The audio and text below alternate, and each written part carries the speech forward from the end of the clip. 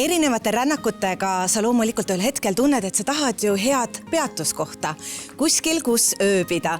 Ja kui sul on ka peres lapsed, siis sa tahad, et iga detail seal majutuskohas on hästi läbimõeldud, et sul oleks mugav, justkui nagu sa oled jõudnud koju. Ida-Virumaal Lüganuse alevikus asub Karukella puhkemaja ja hea perenaine Terje on meie täna lahke võõrustaja. Tere! Tervist! Väga meeldiv on võõrustada teid. Tore, et te jõudsite. Sõit siia läks libedalt ja kui me siia jõudsime, siis tunne on nagu oleks kodus. Kodunt teemal ja kodune tunde. Sul on väga õigus, sellepärast, et meie slogan ongi, et Karukella puhkemaja, kodu eemal kodunt, kõik asjad, mis vaja on olemas ja kõik on koos. See tähendab, et me toome inimesed kokku. Täna on imeline ilm meil hoovis ja loomulikult imelise ilmaga tehakse grilli. Nii et selline väikene mõnus koht, kus siis külalised tõesti saavad varju kas siis päikese eest või siis vihma eest ja ausalt öelda nad veedavad suurema osa kui õues siin all. Lapsed jooksevad siin ringi, meil on 5 murumängu, mida saab siin mängida koha peal, nii et need discgolfikettad on alati käigus, võrkpallipalli me korjame kusagilt hoovi pealt kokku ja mölkit ja muud asja ka ja spikepall on ka väga huvitav uus mäng, mida siis inimesed juba harrastavad, nii et see on meil ka olemas. Ja nüüd me olemegi siis meie sellises koosolemise ruumis.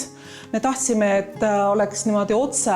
Paljud projektid olid nii, et L-tähe kujuliselt, et üks tubadest kas siis köök või siis nii-öelda televiisorituba oli nagu nuka taga, aga siia me lasime siis tõesti niimoodi projekteerida, et kui vaja on võimalik panna üks pikk laud, siis saab 20 inimest siia laua taha panna, need mõlemad lauad käivad lahti ja mugav, et see, kes on köögis, ta on ka nagu seltskonnas või teised, kes on nagu siinpool ja osa toimetavad siin, et siis nad on ikkagi ka nagu teistega koos. Inimene võib-olla tuleb, vaatab sahtlisse, kas fileerimisnuga siin on.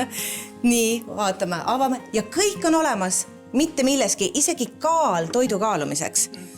Siin on kõik asjad olemas, siin on koera kakajunni omad, kohvimasin tahab vahepeal seda, sünnipäeva tahad tähistada, patareid on, sääsemürk on. Maja teisel korrusel on väga avar vannituba, siin on ka puhketoad ja tegelikult te pakute ju klientidele veel enamat, teil on ka erinevad paketid. Meie eesmärk on ka see, et me saame anda inspiratsiooni külalisele, et kuidas oma puhkust teha nagu meeldejäävamaks, kuidas sisustada seda aega siin. Nii et selles mõttes ma olen nagu meister selliste pakettide ja asjade väljamõtlemisel. Üks asi on näiteks pidžaama biopakett, mille ma olen nagu meie mõnusa seltskonna jaoks valmis settinud. Aga vaatame korra siia tubadesse, sest et ikka on ju hea teada, kui pehmed need voodid on. Erki, ja sul ongi juba pidžaama seljas. Ja loomulikult, tead, kui mõnus on. Aga Terje, mida see tähendab pidžaama pidu? See tähendab, et varakult broneeritakse.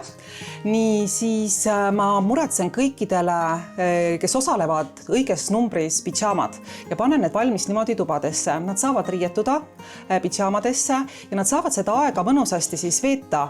Ükskõik, mida nad siis teevad, on ju. Et ma saan oma reisiriidid ära võtta. Täpselt, jah. Nii et ja see on juba selline üks väike, aga väga mõnus atraktsioon sellele peole. Terje, aitäh sulle võõrustamast ja mida soovida? Soovige meile palju häid kliente, et see ongi kõige tähtsam. Häid kliente.